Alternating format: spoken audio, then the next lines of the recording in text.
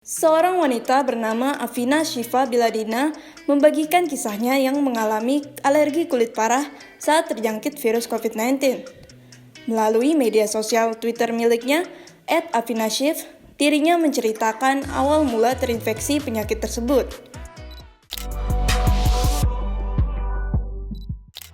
Mulanya, Afina pergi berlibur dengan teman-temannya di Bandung. Ia berlibur dan kontak erat dengan teman-temannya. Tanpa dia ketahui, salah satu temannya ternyata sedang positif COVID-19. Karena sempat kontak erat dengan salah satu temannya yang positif, Afina dan teman-temannya pun mulai merasakan gejala COVID Omicron seperti demam, batuk, dan sakit tenggorokan. Usai menjalani tes PCR, Afina pun dinyatakan positif COVID-19. Hai, aduh aku berusaha untuk senyum tapi gak bisa. Assalamualaikum. Aku pengen story time kenapa aku bisa kayak begini. Sampai sekujur tubuh, seluruh tubuh aku kayak gini. Jadi awalnya singkat cerita, aku itu ngerayain bukan bridal shower sama teman-teman aku di Bandung. Kita main-main, kita arung jeram, terus kita staycation dan lain-lain. Ternyata teman aku ini ada yang terpapar COVID sama teman kantornya sebelum kita main. Baru dikabarin itu setelah kita pulang. Dan setelah kita pulang, semua orang tuh di grup tuh ngechat, kayaknya gue sakit deh tenggorokannya, kayaknya gue sakit deh kepalanya pusing deh, kayaknya gue batuk-batuk deh dan lain-lain. Bahkan sampai ada yang udah habis suara gitu. Terus akhirnya itu kan hari Minggu, kita pas semuanya pulang.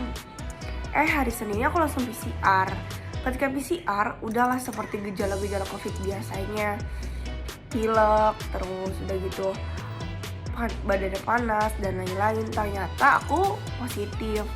Setelah positif, aku minum obat yang emang ada antusias dari diri aku sendiri aku untuk minum obat itu gitu. Yaitu Panadol dan Flumusil. Ingat ya, aku minum obat itu. Jadi obat itu tuh, jadi memang basicnya keluarga aku kesehatan, terus ya pasti ngasih anaknya obat gitu kan.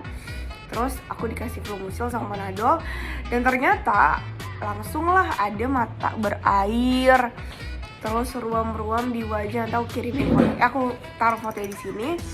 Terus bibir aku langsung bengkak, tapi akhirnya aku langsung ke Islam Bandung gitu. Di Islam Bandung ternyata dibilang ya udah isoman aja karena aku COVID. Di ronsen juga biasa aja, cek lab biasa aja. Ya udah akhirnya aku pulang. Setelah pulang, aku tuh langsung tangan tuh kayak gini, melepuh, gak bisa jalan. Jadi kaki aku juga kayak begini merah-merah. Aku gak bisa jalan. Dan akhirnya abah aku langsung bilang, udah ayo ke Primaya Bekasi. Ada tuh rumah sakit namanya Primaya Bekasi cenah. Jadi dari Bandung aku langsung OTW tuh ke Primaya Bekasi.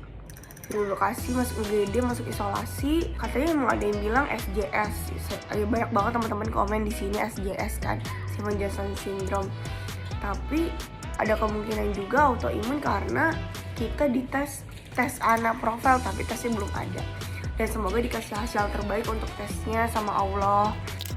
Usai dinyatakan positif, dirinya kemudian meminum obat pereda sakit kepala dan batuk tanpa anjuran dokter.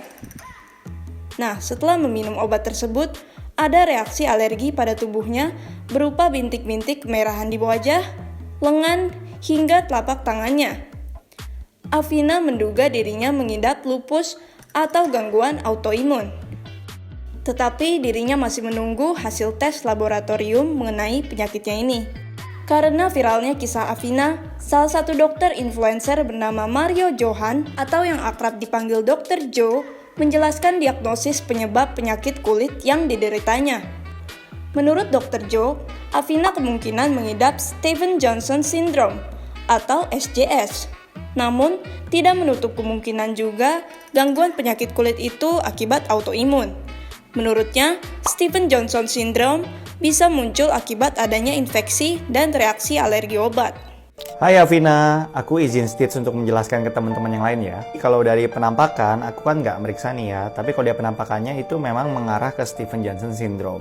Tapi aku setuju banget juga nih kalau itu ada kemungkinan juga autoimun. Stevens-Johnson syndrome itu bisa timbul karena infeksi, tapi bisa juga karena reaksi alergi obat. Sebenarnya ada juga bentuk yang lebih parah dari SJS namanya TEN atau Toxic Epidermal Necrolysis. Obat yang bisa nyebabin SJS itu kayak obat anti asam urat atau allopurinol, terus anti kejang, terus ada antibiotik juga, ada juga pereda nyeri dan juga pereda demam kayak paracetamol, ibuprofen.